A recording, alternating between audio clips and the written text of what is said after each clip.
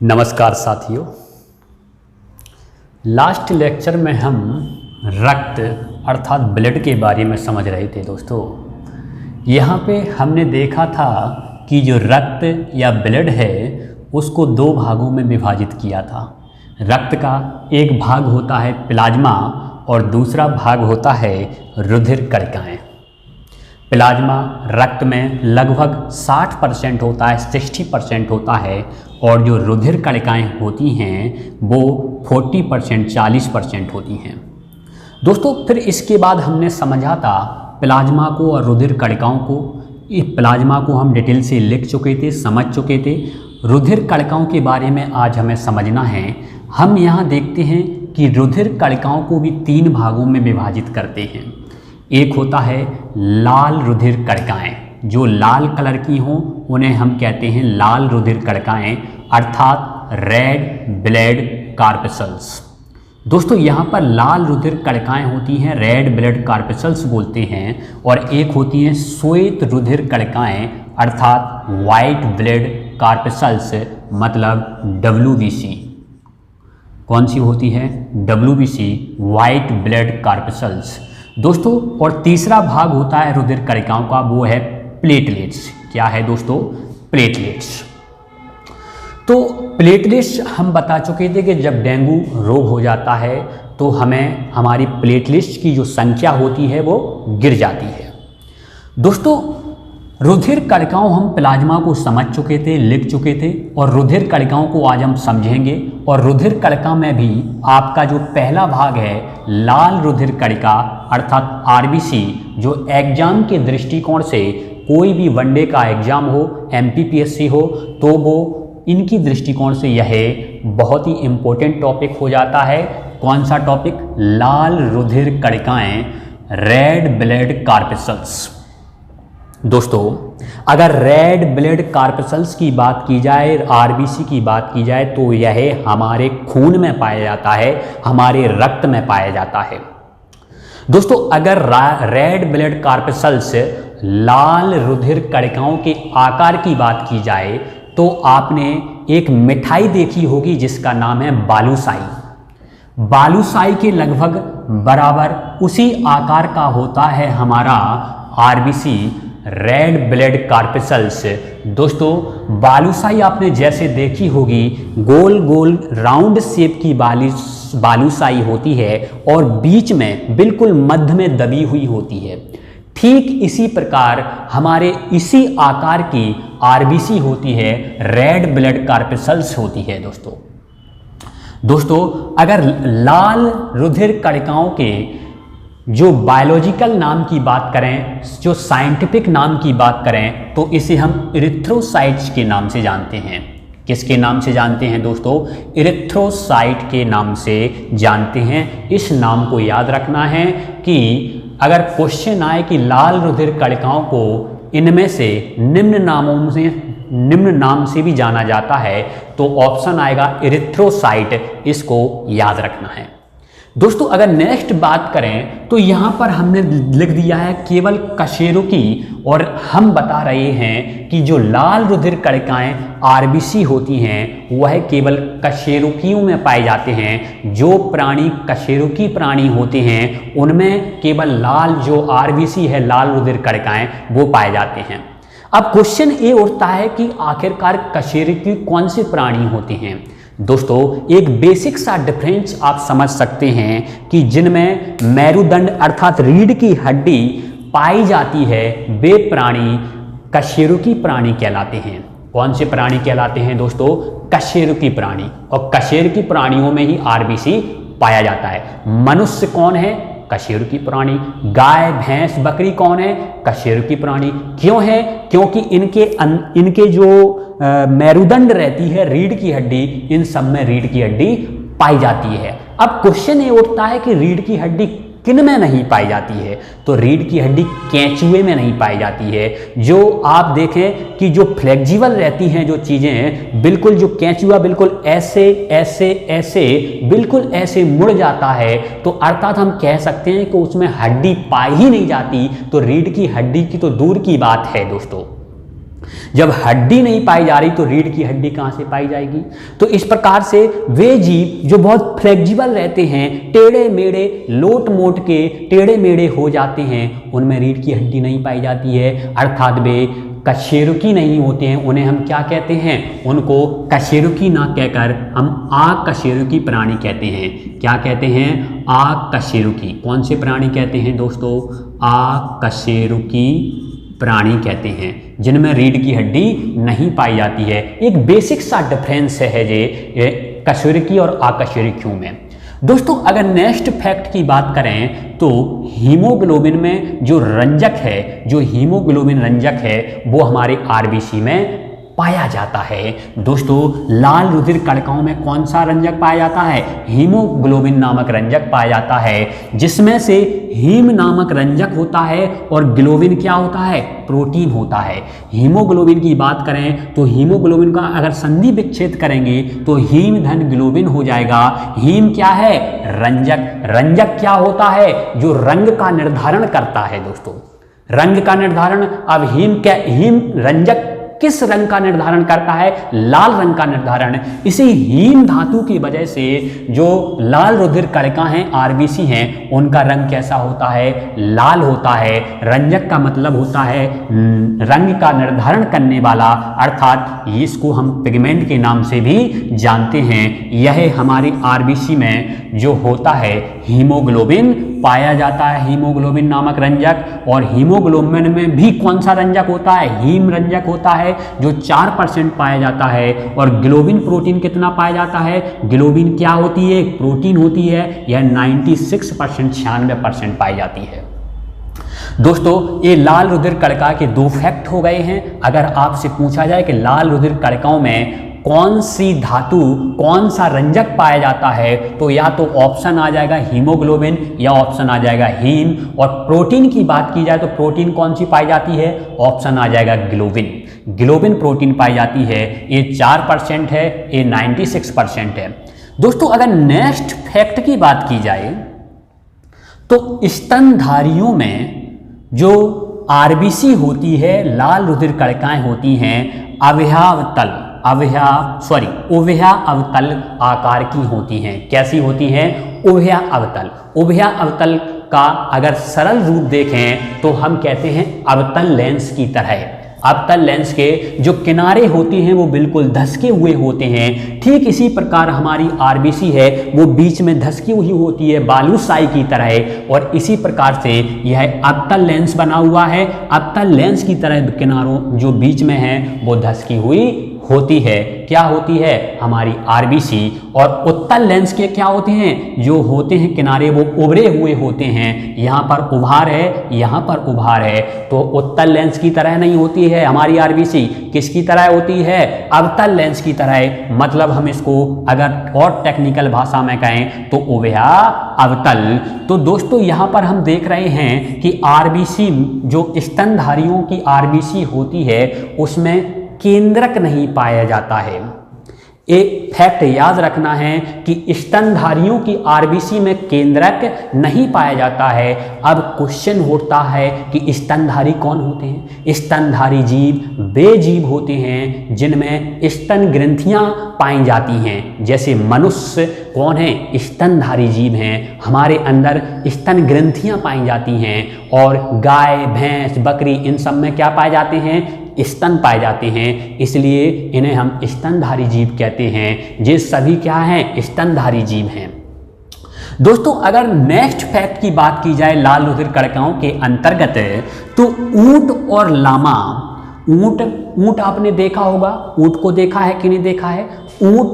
ऊंट एक प्राणी है, आप जानते हैं रेगिस्तान में पाया जाता है। और एक लामा, आप गूगल पर सर्च करोगे लामा तो आपको लामा प्राणी मिल जाएगा, लगभग भेड़ की तरह। लगभग कैसा दिखता है, भेड़ की तरह। और उसके बाल बिल्कुल लटें आगे की ओर निकली हुई होती हैं, ऐसा लगता है जैसे बिल्कुल सेल्फी खिंचा रहा हो। तो ऊंट और लामा 2 ऐसे प्राणी हैं जो कि स्तनधारी तो हैं लेकिन इनमें केंद्रक उपस्थित होता है। अभी जस्ट पहले हमने ऊपर कहा था कि स्तनधारियों में केंद्रक नहीं पाया जाता है, स्तनधारियों और लेकिन स्तनधारियों में केंद्रक तो नहीं पाया जाता है, लेकिन यह अपवाद हो जाता है। ऊंट और लामा इनके आरबीसी में क्या पाया जाता है, केंद्रक पाया जाता है। दोस्तों अगर बात की जाए नेक्स्ट फैक्ट की, किसके अंतर्गत, लाल रुधिर कणिकाओं के अंतर्गत, कि जो आरबीसी है, रेड ब्लड कॉर्पस्कल्स हैं, उनका निर्माण हमारे शरीर में कहाँ होता है, तो उनका निर्माण हमारे शरीर में अस्थि मज्जा में होता है।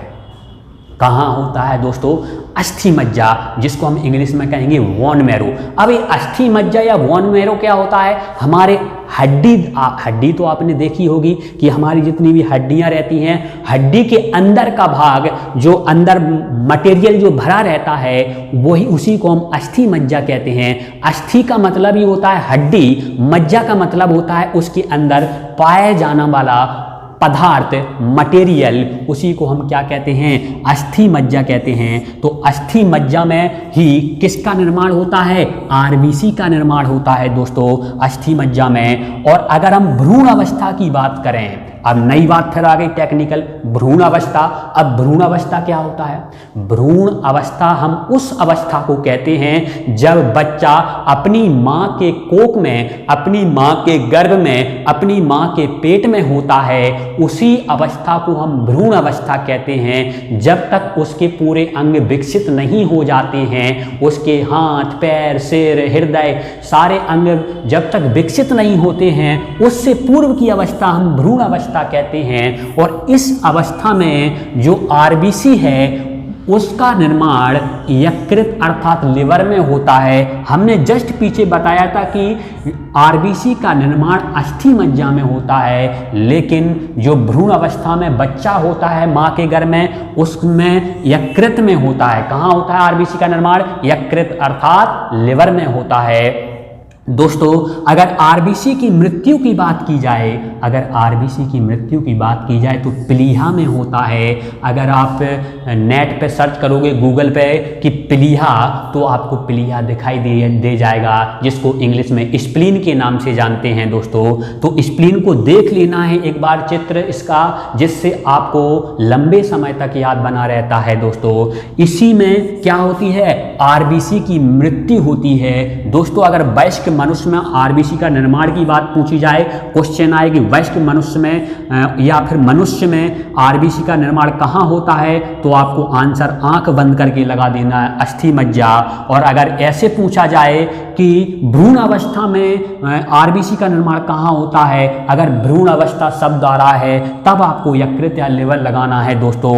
और अगर मृत्यु की बात आ जाए तो मृत्यु कहाँ होती है, प्लीहा में होती है आरबीसी की। इसलिए हम प्लीहा या स्प्लीन को आरबीसी का क्या कहते हैं, कब्रिस्तान कहते हैं। कब्रिस्तान एक ऐसी जगह होती है जहां पर लोगों को दफनाया जाता है। ठीक उसी प्रकार आरबीसी को प्लीहा में दफनाया जाता है मृत्यु के बाद। इसलिए हम कहते हैं कि जो प्लीहा या स्प्लीन है वो कब्रिस्तान होता है, किसका, आरबीसी का। दोस्तों अगर नेक्स्ट फैक्ट हम पढ़ें लाल रुधिर कणिका की, तो जो लाल रुधिर कणिका अर्थात आरबीसी हैं, उनका जीवन काल अर्थात उनका जीवन कितने दिनों का होता है, तो मिनिमम हम बात करें 20 दिन और मैक्सिमम बात करें तो 120 दिन। तो इस प्रकार से मिनिमम 20 से 120 दिन तक इनका क्या होता है, जीवन काल होता है, लाइफ साइकिल होती है दोस्तों। अगर ऑप्शन आ जाए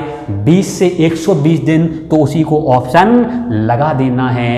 अगर लोग कई सोच रहे होंगे कि 60 आ जाए, 80 आ जाए तो क्या होगा, तो ऐसा ऑप्शन नहीं आएगा, क्योंकि पेपर बनाने वाला बेवकूफ नहीं है दोस्तों। अगर लाल रुधिर कणिकाओं के नेक्स्ट फैक्ट की बात की जाए तो नेक्स्ट फैक्ट कहता है कि लाल रुधिर कणिका अर्थात आरबीसी, रेड ब्लड कॉर्पस्कल्स की संख्या कितनी होती है, तो आप जानते हैं कि इनकी संख्या 50 से 55 लाख होती है। 50 से 55 लाख, 50 से 55 लाख कितनी मात्रा में, वो भी प्रति घन मिलीमीटर।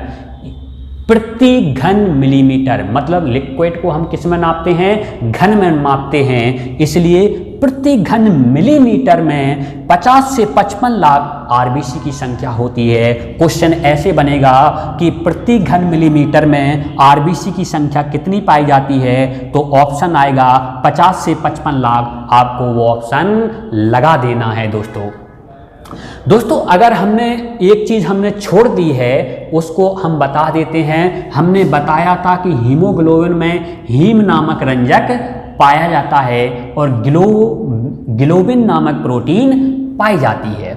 दोस्तों हीम रंजक ही इस आरबीसी के रंग का निर्धारण करता है कि आरबीसी लाल रंग की होगी, वो इसी रंजक के कारण, हीम रंजक के कारण होगी। दोस्तों हीम की बात की जाए तो हीम के केंद्रक में एक तत्व पाया जाता है जिसे हम Fe आयरन कहते हैं। क्या कहते हैं, आयरन कहते हैं। और आयरन कहाँ पाया जाता है, हीम नामक रंजक के केंद्र में पाया जाता है। लेकिन सबसे इम्पोर्टेंट बात तो ये है कि इसका काम क्या होता है, आयरन का काम होता है ऑक्सीजन को बांधने का गुण होता है और मुक्त करने का गुण होता है। ऑक्सीजन को बांधने और मुक्त करने का गुण, ये समझ में नहीं है, यही बात क्या कहना चाहते हैं सर आप, तो हम बता देना चाहते हैं कि जैसे ही आप ब्रीदिंग की क्रिया करते हैं, आप सांस लेते हैं, तो सांस में क्या लेते हैं, ऑक्सीजन लेते हैं। और ऑक्सीजन कहाँ तक जाती है, फेफड़ों तक जाती है, फेफड़ों तक ऑक्सीजन जाती है। फेफड़ों के बाद कहाँ जाती है, ये पता है, फेफड़ों के बाद ऑक्सीजन इसे हीम, हमारे ब्लड में पाए जाने वाले हीम नामक रंजक जो जिसके केंद्र में क्या पाया जाता है, आयरन पाया जाता है, यह ऑक्सीजन को क्या कर लेता है, बांध लेता है, क्योंकि इसी आयरन में ऑक्सीजन को बांधने का गुण होता है। और दोस्तों और जैसे इसने ऑक्सीजन को बांध लिया, अब ब्लड आगे की ओर सर्कुलेट होता है, ब्लड आगे की ओर सर्कुलेट होता है, आगे की ओर जाता है और प्रत्येक हमारी कोशिका तक जाता है, हमारे शरीर के प्रत्येक छोर तक जाता है, प्रत्येक अंग तक जाता है। तो जब ब्लड प्रत्येक अंग तक जाएगा, उसके साथ क्या जाएगा, हीम भी जाएगा, हीम नामक रंजक जाएगा, मतलब हीमोग्लोबिन भी जाएगा, और उसके साथ हीम जाएगा तो कौन जाएगा, आयरन भी जाएगा। आयरन और आयरन में ऑक्सीजन को बांधने की, मतलब फेफड़ों से ऑक्सीजन को बांध लिया और फिर प्रत्येक अंग तक ऑक्सीजन को मुक्त कर देते हैं और हमारे प्रत्येक शरीर तक ऑक्सीजन को पहुंचा दिया जाता है। ठीक इसी प्रकार जहां ऑक्सीजन को मुक्त किया, वहां पर क्या बनती है, कार्बन डाइऑक्साइड। कार्बन डाइऑक्साइड को बांध लेते हैं, ऑक्सीजन को मुक्त कर देते हैं, कार्बन डाइऑक्साइड को बांध लेते हैं और कार्बन डाइऑक्साइड को बांध कर फिर ब्लड घूमकर कहां आता है, हमारे फेफड़ों तक आता है और फेफड़ों में कार्बन डाइऑक्साइड को यह मुक्त कर देते हैं, छोड़ देते हैं और ऑक्सीजन को बांध लेते हैं। जैसे कार्बन डाइऑक्साइड को छोड़ दिया तो फेफड़ों के द्वारा हमारे नाक के थ्रू कार्बन डाइऑक्साइड बाहर निकल जाती है और कार्बन डाइऑक्साइड जब बाहर निकल जाती है तो ऑक्सीजन फिर अंदर चली जाती है। क्योंकि ये बात सत्य है, यहाँ पर ऑक्सीजन भी फ्री में नहीं मिलती है दोस्तों। इस संसार में कहा जाता है कि ऑक्सीजन तो फ्री में है, सत्य बात ये है कि ऑक्सीजन भी फ्री में नहीं मिलती है। पहले आपको सांस छोड़ना पड़ता है, तब दूसरी सांस आपको मिलती है। जब तक आप पहली सांस नहीं छोड़ेंगे तब तक आपको दूसरी सांस नहीं मिलेगी। दोस्तों यहाँ तक समझ में आ गया? यहाँ तक कोई डाउट हो तो पूछना है। हमने बताया कि बालूशाही के आकार की आरबीसी होती है। दोस्तों एक फैक्ट को और समझ लेते हैं कि हम जब रेस्ट की अवस्था में होते हैं, जब हम अपने बेड पर खर्राटे लगा रहे होते हैं, मतलब सो रहे होते हैं, रेस्ट की अवस्था में हो, इन स्लीप, अगर हम सो रहे हों तो हमारे शरीर में आरबीसी की जो संख्या है वो 5% तक कम हो जाती है। क्या हो जाती है? 5% तक कम हो जाती है। और अगर हम हार्ड वर्क कर रहे हों या फिर ऊंचाई पर चढ़ रहे हैं, ऊंचाई पर चढ़ना भी एक अपने आप में क्या होता है, हार्ड वर्क होता है, और हार्ड वर्क कर रहे हों कोई भी, तो हमारी आरबीसी की जो संख्या है वो 30% तक बढ़ जाती है। ये तो हो जाता है कि हम रेस्ट में हैं, सो रहे हैं, तो 5% कम हो जाएंगी आरबीसी, और हार्ड वर्क कर रहे हैं, ऊंचाई पर चढ़ के हार्ड वर्क कर रहे हैं तो 30% तक वृद्धि हो जाएगी। लेकिन ऐसा क्यों होता है? कारण जानने पर हमारा फोकस होना चाहिए, कारण जानने पर, ना कि होता है वो तो ठीक है लेकिन क्यों होता है, क्यों लगाओगे तभी वहीं से फिलॉसफी सब्जेक्ट की उत्पत्ति होती है। क्यों, कैसे, कब, इनको लगाना पड़ेगा। क्यों होता है? क्योंकि हम जब रेस्ट की अवस्था में होते हैं, जब हम रेस्ट की अवस्था में रहते हैं तो हमारी सांस या ब्रीदिंग क्या हो जाएगी, धीमी धीमी हो जाएगी। धीमी धीमी क्यों हो जाएगी?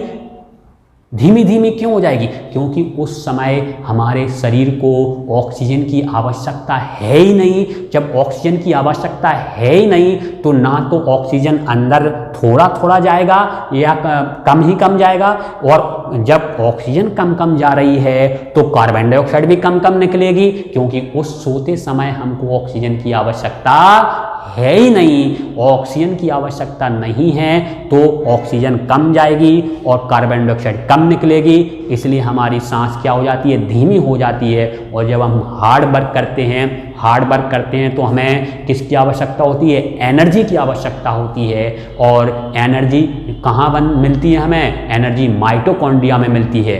माइटोकॉन्ड्रिया में एनर्जी मिलती है, मतलब ग्लूकोज का अणु ऑक्सीजन की उपस्थिति में ऑक्सीकरण करता है। क्रेब्स चक्र के माध्यम से ऊर्जा की उत्पत्ति होती है, इसको हालांकि हम आगे टॉपिक में डिटेल में समझाएंगे, यहाँ पर घबराने की बात नहीं है। जब एनर्जी की आवश्यकता होती है, हम हार्ड वर्क करते हैं तो हमें ऑक्सीजन और ग्लूकोज दोनों की आवश्यकता होती है, इसलिए हमें अपनी सांस को बढ़ाना पड़ता है। क्यों बढ़ाना पड़ता है? क्योंकि ऑक्सीजन की आवश्यकता है हमारे शरीर को। ऑक्सीजन की आवश्यकता क्यों है? क्योंकि एनर्जी बनना है अंदर एनर्जी क्यों बनना है? क्योंकि हम हार्ड वर्क कर रहे हैं, इसलिए ऑक्सीजन की आवश्यकता है। इसलिए हम हार्ड वर्क के समय अपनी ऑक्सीजन लेने की क्षमता को बढ़ा देते हैं, जैसे कि बाबा रामदेव बताते हैं। बाबा रामदेव ने ऐसे बताया कि ऑक्सीजन लिया, और जब ऑक्सीजन ज़्यादा लोगे तो कार्बन डाइऑक्साइड को भी ज़्यादा छोड़ना पड़ेगा, जैसे कि ऐसे। तो इस प्रकार से क्रियाएं चलती हैं। क्यों चलती हैं? क्योंकि हम हार्ड वर्क करेंगे तो एनर्जी की आवश्यकता होती है। एनर्जी किसकी उपस्थिति में बनेगी? ऑक्सीजन की उपस्थिति में और ग्लूकोज की उपस्थिति में। तो ऑक्सीजन की ज़्यादा आवश्यकता होगी, हार्ड वर्क में एनर्जी की ज़्यादा आवश्यकता है। तो ये प्रक्रियाएं चलती रहती हैं हमारे शरीर में। यहाँ तक हमने लाल रुधिर कणिकाओं को समझ लिया। रेड ब्लड कॉर्पस्कल्स अर्थात लाल रुधिर कणिकाओं को समझने के बाद अब हम समझते हैं श्वेत रुधिर कणिकाएं, क्योंकि हम जब लाल रुधिर कणिकाओं को समझ चुके हैं तो इसके बाद हम समझेंगे श्वेत रुधिर कणिकाएं, WBC व्हाइट ब्लड कॉर्पस्कल्स। दोस्तों, अगर श्वेत रुधिर कणिकाओं की बात की जाए तो जिस प्रकार से हम लाल रुधिर कणिकाओं को टेक्निकल भाषा में इरिथ्रोसाइट्स के नाम से जानते थे, ठीक उसी प्रकार श्वेत रुधिर कणिकाओं को टेक्निकल भाषा में ल्यूकोसाइट्स के नाम से जाना जाता है। किसके नाम से जाना जाता है दोस्तों?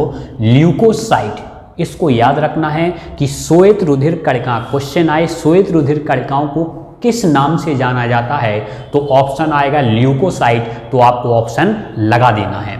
दोस्तों, अगर बात की जाए कि अनियमित आकार की होती हैं, कौन होती हैं? श्वेत रुधिर कणिकाओं। जैसा कि हमने लाल रुधिर कणिकाओं का बताया था कि लाल रुधिर कणिकाएं अवतल लेंस, उभया अवतल आकार की होती हैं, मतलब बालूशाही की आकार की होती हैं। लेकिन श्वेत रुधिर कणिकाओं का यहाँ पर कोई आकार नहीं होता है, ये अनियमित आकार की होती हैं, कोई निश्चित डिफाइन आकार इनका नहीं है। दोस्तों, आमतौर पर हमने लाल रुधिर कणिकाओं के बारे में बताया था कि लाल रुधिर कणिकाओं में केंद्रक नहीं पाया जाता है, केंद्रक अनुपस्थित होता है। अपवाद के रूप में ऊंट और लामा को छोड़कर दोस्तों, लेकिन यहाँ पर श्वेत रुधिर कणिकाओं में यहाँ पर केंद्रक उपस्थित होता है, यहाँ पर कोई अपवाद नहीं है। दोस्तों, जैसा कि हमने लाल रुधिर कणिकाओं में पढ़ा था कि वहाँ पर उसका निर्माण, जो लाल रुधिर कणिकाओं का निर्माण कहाँ होता था? अस्थि मज्जा में। ठीक उसी प्रकार यहाँ पर श्वेत रुधिर कणिकाएं, व्हाइट ब्लड कार्पसल्स का निर्माण अस्थि मज्जा में तो होता ही है, मतलब बोन मैरो में तो होता ही है, उसके साथ कहाँ होता है? लिम्फ नोड, लिम्फ नोड में भी होता है और पिलिया में भी इसका निर्माण होता है। 3 जगह याद रखना है, सबसे पहले अस्थि मज्जा, फिर लिम्फ नोड और कभी कभी पिलिया में भी इसका निर्माण होता है दोस्तों। तो यहाँ पर आप देख रहे हैं कि श्वेत रुधिर कणिकाओं का निर्माण अस्थि मज्जा, लिम्फ नोड, पिलिया में होता है। अस्थि मज्जा मतलब बोन मैरो और लिम्फ नोड, आप जैसे ही गूगल पर डालोगे लिम्फ नोड तो उसकी इमेज आपके सामने आ जाएगी। आप देख लेना कि लिम्फ नोड क्या होता है हमारे शरीर में और पिलिया क्या होता है, स्प्लीन क्या होता है। दोस्तों नेक्स्ट फैक्ट की बात करें, अगर श्वेत रुधिर कणिकाओं के अंतर्गत नेक्स्ट फैक्ट को देखें तो इनका जीवन चक्र कितने दिन का होता है? 2 से 4 दिन का होता है दोस्तों। यहाँ पर कई बुक अलग अलग बताती हैं, कई बुक 8 से 10 दिन भी बताती हैं, कई बुक 2 से 6 दिन भी 3 से 6 दिन भी बताती हैं दोस्तों। लेकिन आप एक्सप्रोक्टली इतनी मान लेना है, आपको लगभग में समथिंग में 2 से 4 दिन याद रखना है दोस्तों। हमने पढ़ा था कि आरबीसी में हीमोग्लोबिन पाया जाता है और हीमोग्लोबिन में हीम नामक रंजक पाया जाता है जो आरबीसी के लाल रंग का निर्धारण करता है। लेकिन डब्ल्यूबीसी तो वाइट कलर की है, ये तो लाल कलर की है ही नहीं, तो इसमें हीम रंजक नहीं पाया जाएगा। जब हीम रंजक नहीं पाया जाएगा तो इसमें हीमोग्लोबिन की आवश्यकता ही नहीं है, तो इसमें हीमोग्लोबिन नहीं पाया जाता है दोस्तों। अगर डब्ल्यूबीसी की संख्या की बात करें तो संख्या कितनी होती है? आरबीसी की संख्या हमने पढ़ी थी 50 से 55 लाख प्रति घन मिलीमीटर होती है, लेकिन डब्ल्यूबीसी की संख्या उससे थोड़ी कम होती है, 8 से 10,000 प्रति घन मिलीमीटर होती है। इस फैक्ट को याद रखना है अच्छे से। दोस्तों एक कॉन्सेप्ट को और समझ लेते हैं कि हमने यहाँ पर लाल रुधिर कणिकाओं को समझ लिया था, उसके कोई प्रकार नहीं थे, लेकिन जैसे ही हम यहाँ पर श्वेत रुधिर कणिकाओं व्हाइट ब्लड कार्पसल्स को समझ रहे हैं तो व्हाइट ब्लड कार्पसल्स के 2 प्रकार होते हैं। कौन कौन से? एक होता है ग्रेनुलोसाइट्स। ग्रेनुलोसाइट्स कौन सा होता है? याद रखना है, 3 बार बोल लेना है, ग्रेनुलोसाइट्स, ग्रेनुलोसाइट्स, ग्रेनुलोसाइट्स। ये ऐसा प्रकार होता है, क्या होता है कि श्वेत रुधिर कणिकाओं में, कुछ श्वेत रुधिर कणिकाओं में सूक्ष्म प्रकार के कण पाए जाते हैं, उन्हें हम क्या कहते हैं? ग्रेनुलोसाइट्स श्वेत रुधिर कणिकाएं बोलते हैं। वह श्वेत रुधिर कणिकाओं का कौन सा प्रकार होता है? ग्रेनुलोसाइट्स प्रकार होता है, क्योंकि इसमें छोटे छोटे सूक्ष्म कण पाए जाते हैं। और एक दूसरा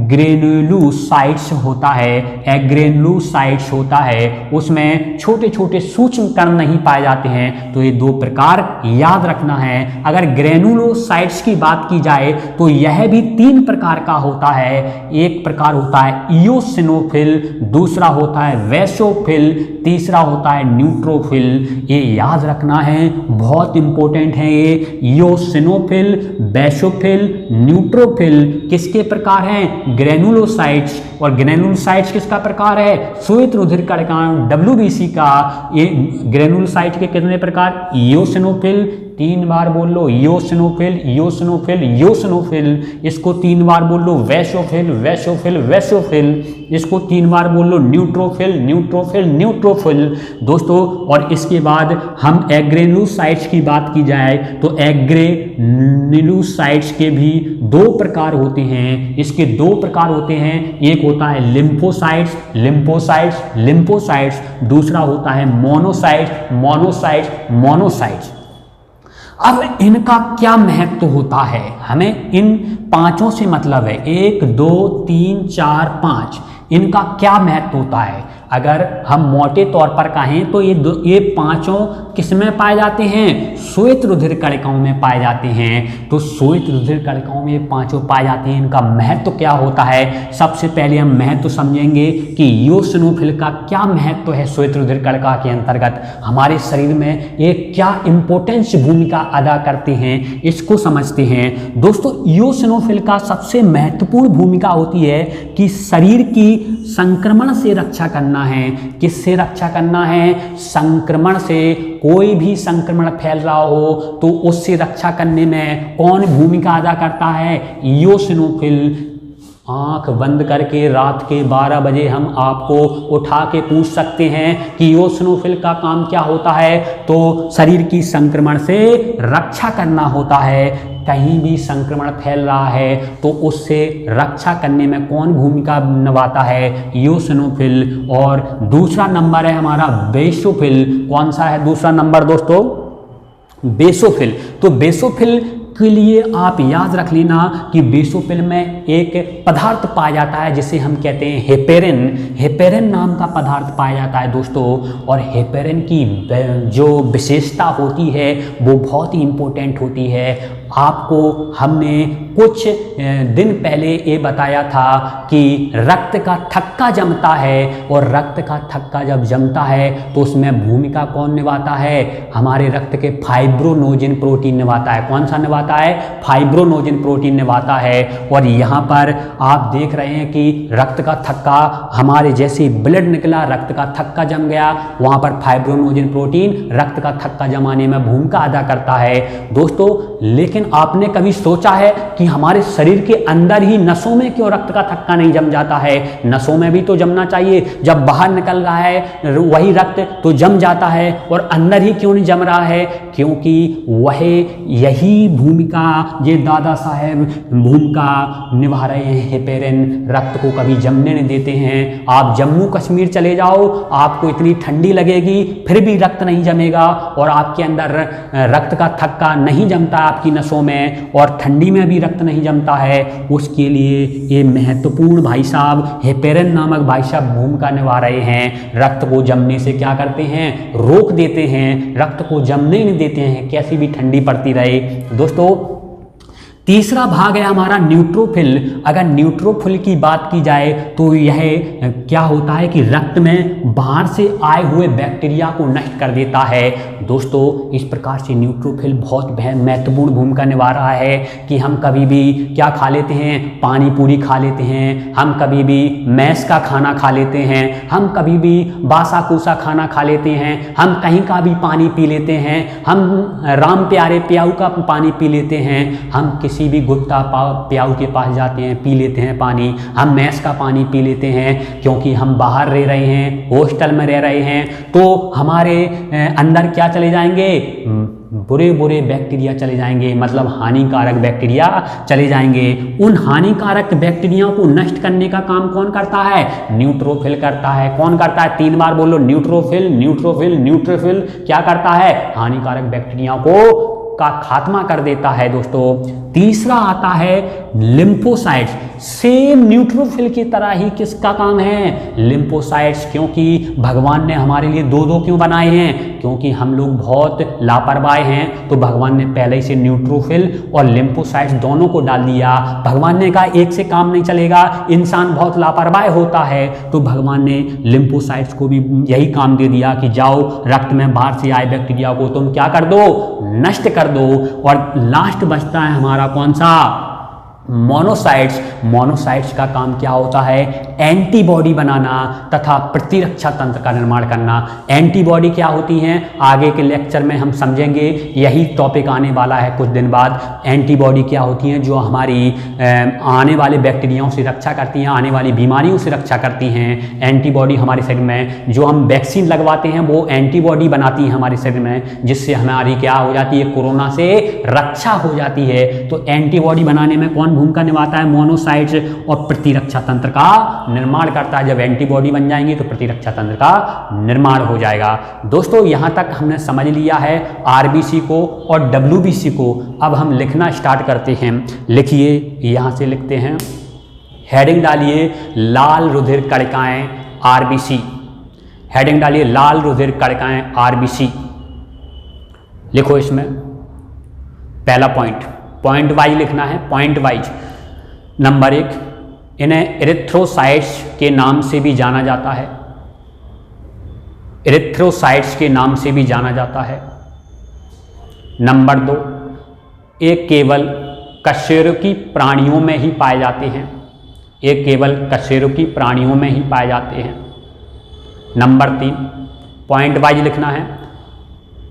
नंबर 3, लाल रुधिर कणिकाओं में हीमोग्लोबिन उपस्थित होता है, हीमोग्लोबिन उपस्थित होता है। हीमोग्लोबिन 2 भागों, इसी पॉइंट में लिखना है, हीमोग्लोबिन 2 भागों प्रोटीन, ऐसे लिखना है, हीमोग्लोबिन 2 भागों ग्लोबिन प्रोटीन तथा हीम नामक रंजक से बना होता है, हीम नामक रंजक से बना होता है। इसी पॉइंट में लिखो, हीम नामक रंजक के केंद्र में लोहा पाया जाता है, जिसमें ऑक्सीजन को बांधने और मुक्त करने की क्षमता होती है, ऑक्सीजन को बांधने और मुक्त करने की क्षमता होती है।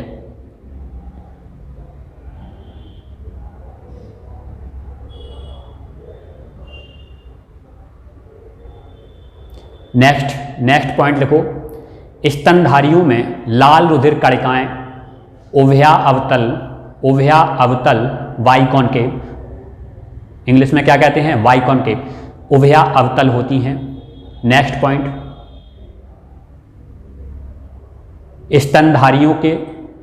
स्तनधारियों की आरबीसी में केंद्रक नहीं पाया जाता है, जबकि ऊंट तथा लामा नामक स्तनधारियों की आरबीसी में केंद्रक पाया जाता है। ये 2 क्या हैं, अपवाद हैं। नेक्स्ट पॉइंट लिखो, आरबीसी का निर्माण अस्थि मज्जा में होता है, मतलब बोन मैरो, जबकि भ्रूणावस्था में आरबीसी का निर्माण यकृत मतलब लिवर में होता है।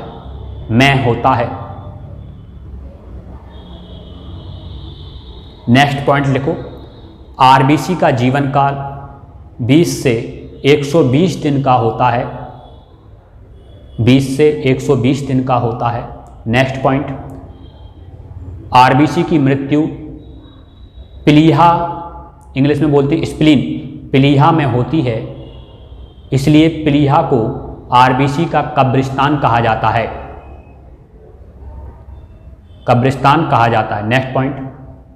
नेक्स्ट पॉइंट, मानव रक्त में आरबीसी की संख्या 50 से 55 लाख प्रति घन मिलीमीटर होती है, प्रति घन मिलीमीटर होती है।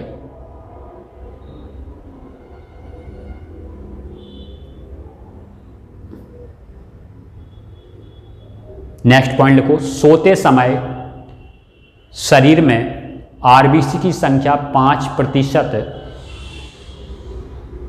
तक कम हो जाती है, जबकि कठिन परिश्रम करते समय इनकी संख्या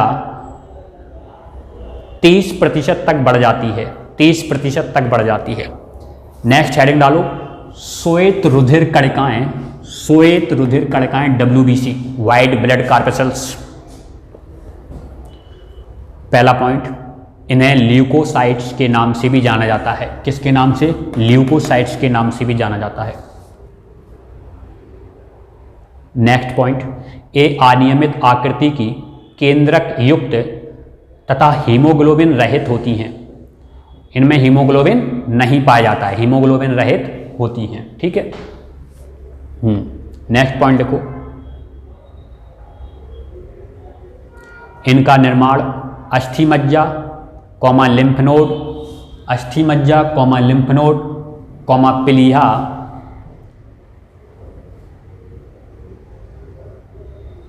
में भी होता है। नेक्स्ट पॉइंट, इनका जीवन काल 2 से 4 दिन का होता है।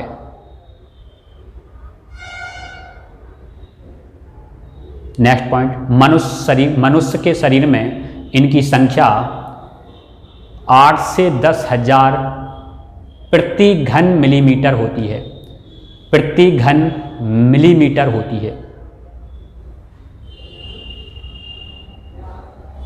यहाँ तक फ्लो चार्ट आपका ये बना हुआ है, यहाँ तक। अब श्वेत रुधिर कणिकाएं डालकर ये वाला फ्लो चार्ट और बना लीजिए आप। श्वेत रुधिर कणिकाएं WBC डालिए और 2 भागों में बांट दीजिए, ग्रेनुलोसाइट्स और एग्रेनुलोसाइट्स।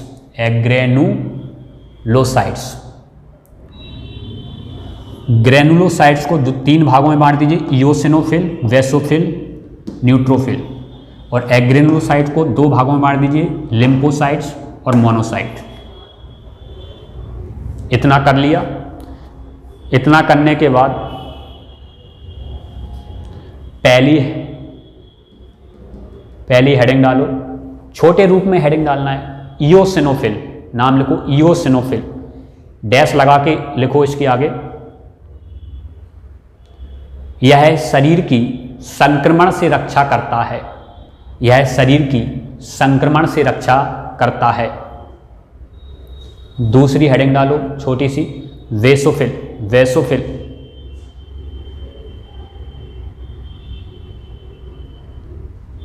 शरीर में मोनोसाइट,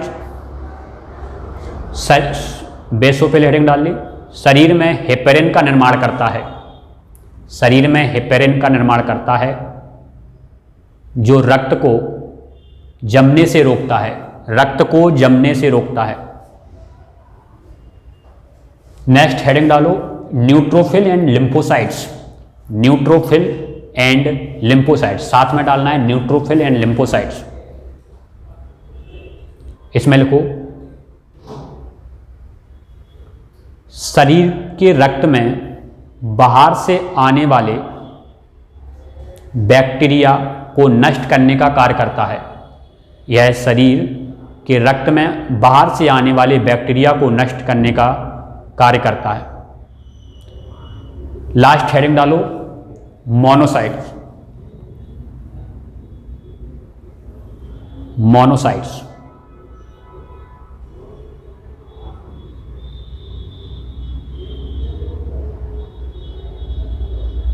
यह शरीर के रक्त में बाहर से आने वाले बैक्टीरिया को नष्ट करने का कार्य करता है। लिम्फोसाइट में यह था एंटीबॉडी के निर्माण में